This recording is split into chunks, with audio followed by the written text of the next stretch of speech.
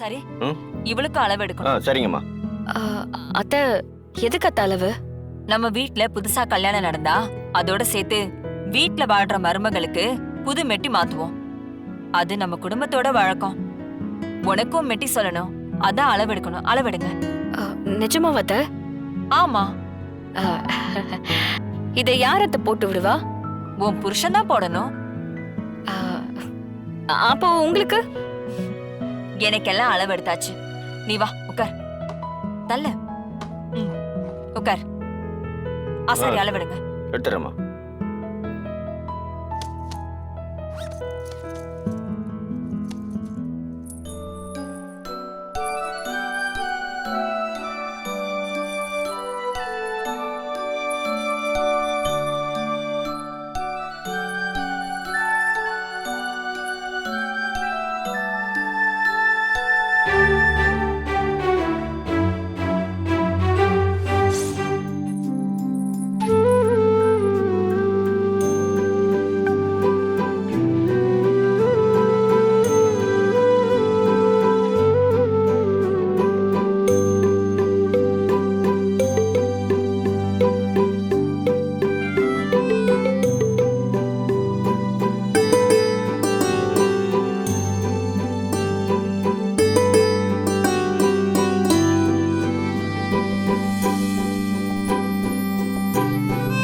தமிழ், இது ஓகேவா உனக்கு? சரிங்க. சரி, எந்திரிங்க. சரி. பாத்து எடுத்துறேம்மா. இந்த அளவுக்கே செஞ்சு கொடுத்துட்றேன். சரி.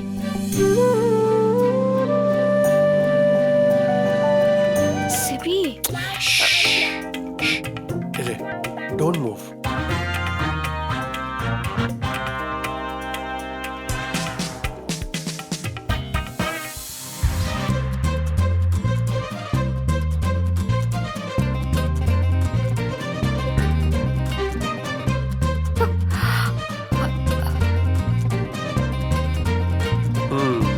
கையை நீட்டு.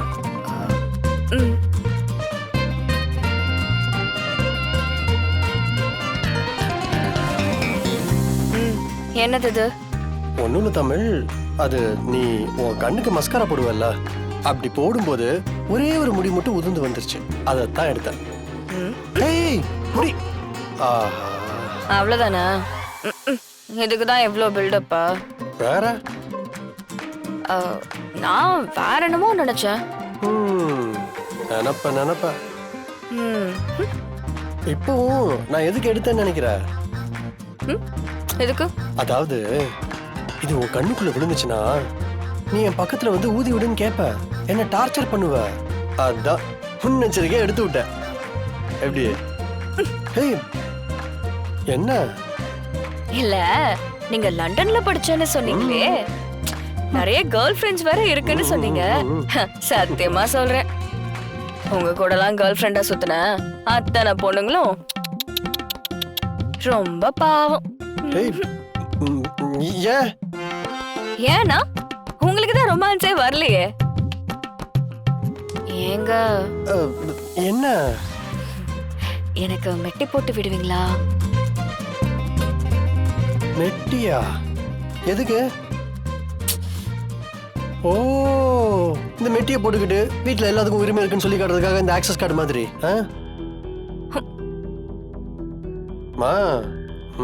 CP, please Sibi. போடி.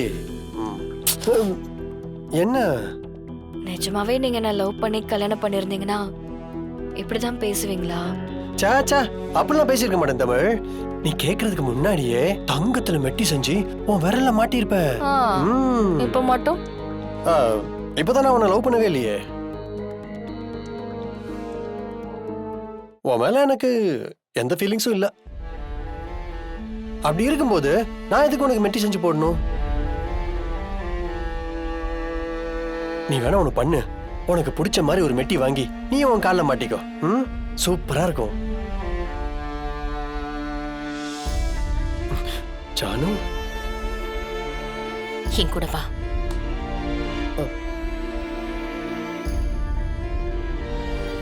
நாளைக்கு பிரபு வர்ஷினிய ஒன்ன மாதிரி நடத்தினா அவனை நீ மதிப்பியா? வரிஞ்சு கட்டிக்கிட்டு சண்டைக்கு போக மாட்ட?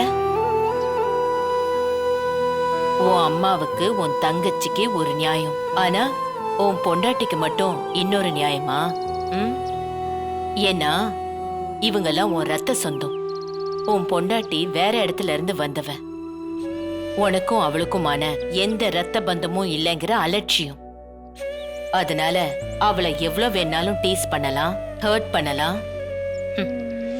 எதிர்த்து கேட்க மாட்டாங்கிற தைரியம் உனக்கு. தமிழ் எவ்வளவு நல்ல பொண்ணுன்னு உனக்கே தெரியும். நாளைக்கு எனக்கு அப்புறம் இந்த வீட்ல நீ அதிகமா நேசிக்க போற பொண்ணு தமிழ் தான். ஒரு மனுஷனுக்கு யார்கிட்ட வேணாலும் ஈகோ இருக்கலாம், பொண்டாட்டி கிட்ட மட்டும் இருக்கவே கூடாது. அப்படி இருந்துச்சுன்னா வாழ்க்கை நரகமாயிடும். ஒரு விஷயம் மட்டும் ஞாபகம் வச்சுக்கோ, நீ தவம் இருந்தாலும் தமிழ் மாதிரி ஒருத்தி உனக்கு கிடைக்கவே மாட்டா.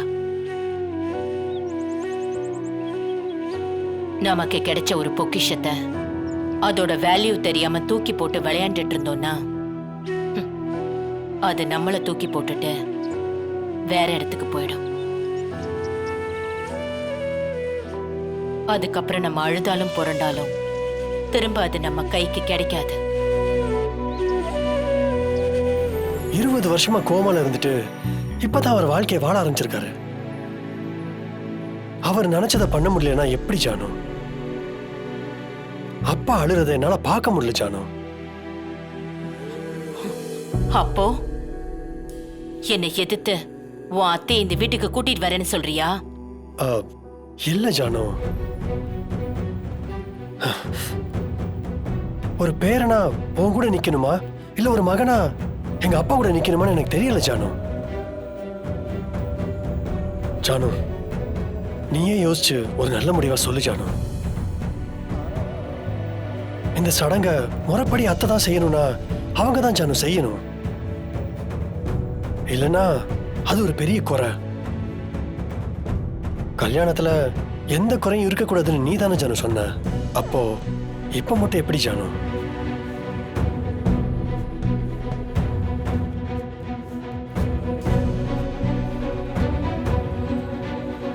சரி, அவளை வர சொல்லு, சடங்க பண்ண சொல்லு. ஆனா என் முகத்துல முழிக்க கூடாது. அத ஸ்ட்ரிக்டா சொல்லிடு. தேங்க்ஸ் ஜானு. இது போதும் ஜானு, நான் பாத்துக்கிறேன்.